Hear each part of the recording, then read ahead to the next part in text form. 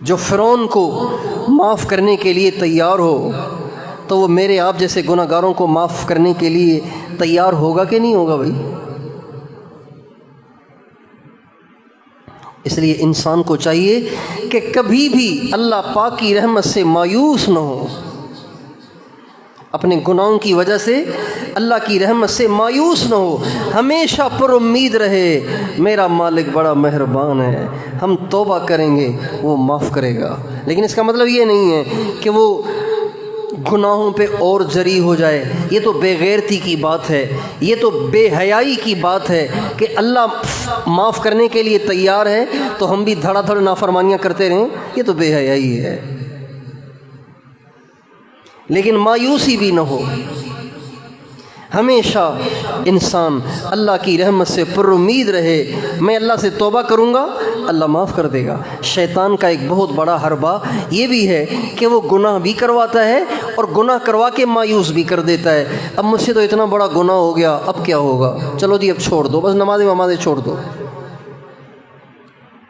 مایوس کر دیتا ہے۔ گناہ ہوا اب ذکر بھی چھوڑ دیا، تلاوت بھی چھوڑ دی، مراقبہ بھی چھوڑ دیا، بزرگوں سے ملنا بھی چھوڑ دیا، تبلیغ میں جانا بھی چھوڑ دیا، مسجد میں آنا بھی چھوڑ دیا۔ کیوں؟ اجی مجھ سے تو گناہ ہو گیا ہے، اب ہم تو ویسے ہی مردود ہو گئے۔ نہیں بھائی، اللہ بڑا مہربان ہے۔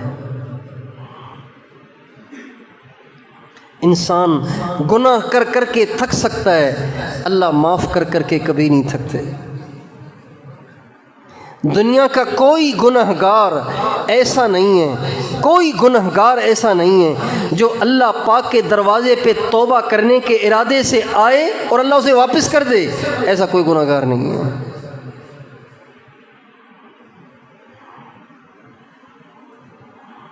قرآن پاک کی ایک آیت میں اللہ تعالیٰ نے گناہ گاروں کو بڑی امید دلائی ہے۔ اللہ تعالیٰ فرماتے ہیں قُلْ يَا عِبَادِي الَّذِينَ أَسْرَفُوا عَلَىٰ أَنفُسِهِمْ لَا تَقْنَطُوا مِن رَّحْمَةِ اللَّهِ إِنَّ اللَّهَ يَغْفِرُ الذُّنُوبَ جَمِيعًا إِنَّهُ هُوَ الْغَفُورُ الرَّحِيمُ۔ اس آیت میں عجیب باتیں ہیں، عجیب اسرار ہیں، عجیب امیدیں ہیں، عجیب اللہ کی رحمت سے توقعات ہیں، عجیب بندے کے لیے بشارتیں ہیں۔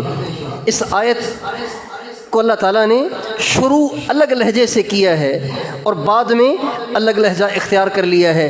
شروع میں اللہ تعالیٰ اپنے نبی سے کہہ رہے ہیں قل، اے میرے نبی، چونکہ یہ گناہ گار ہیں ان کے بارے میں بات کرنی ہے تو اللہ خود نہیں بات کر رہے، اللہ حضور سے کہہ رہے ہیں اے میرے نبی آپ ان سے بات کریں۔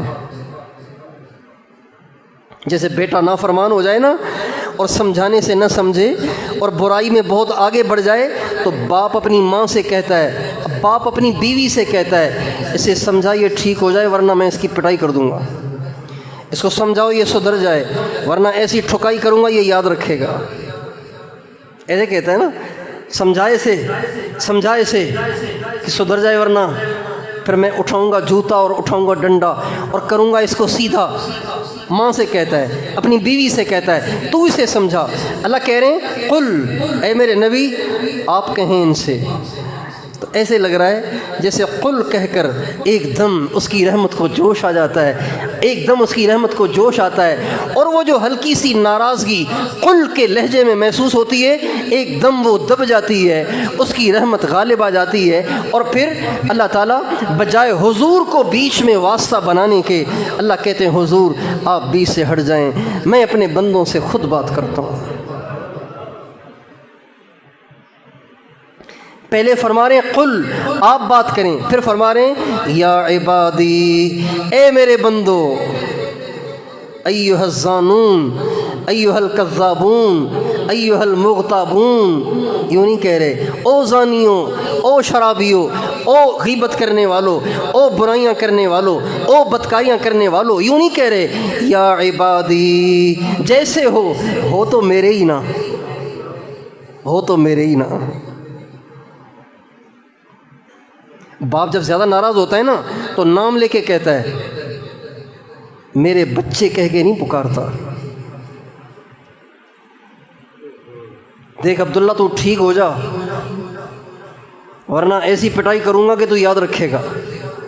یوں نہیں کہتا میرے بچے ٹھیک ہو جا ورنہ پٹائی کروں گا، ایسے کون کہے گا؟ یہ تو لہجہ ہی ناراضگی کا نہیں ہے۔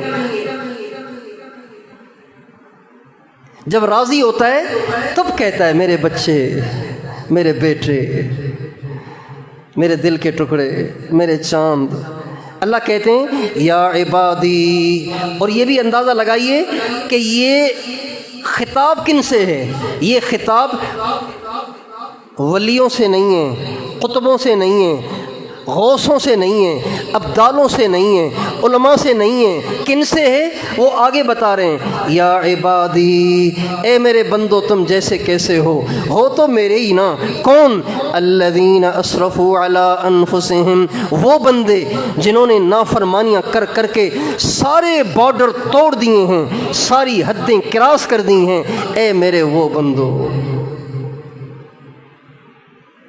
اسراف کہتے ہیں حد سے گزر جانے کو، انتہا کی نافرمانیاں کرنے والے کو مسرف کہتے ہیں۔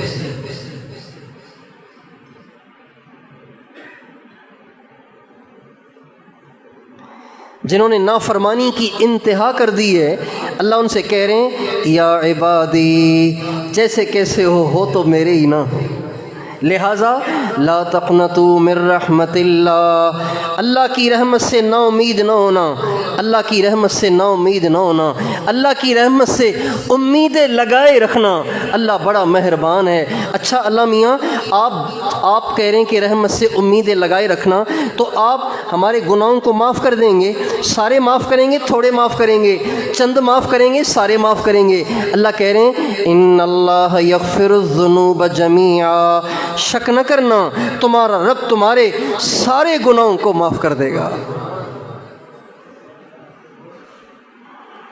ان اللہ یغفر الذنوب جمیعا انہ هو الغفور الرحیم، شک نہ کرنا تمہارا رب تمہارے چند گناہ، 2-4 نہیں، سارے ہی گناہ معاف کر دے گا۔ اور کیوں نہ کرے کہ وہ تو ہے ہی بخشنے والا، وہ تو ہے ہی مہربان اور رحم کرنے والا۔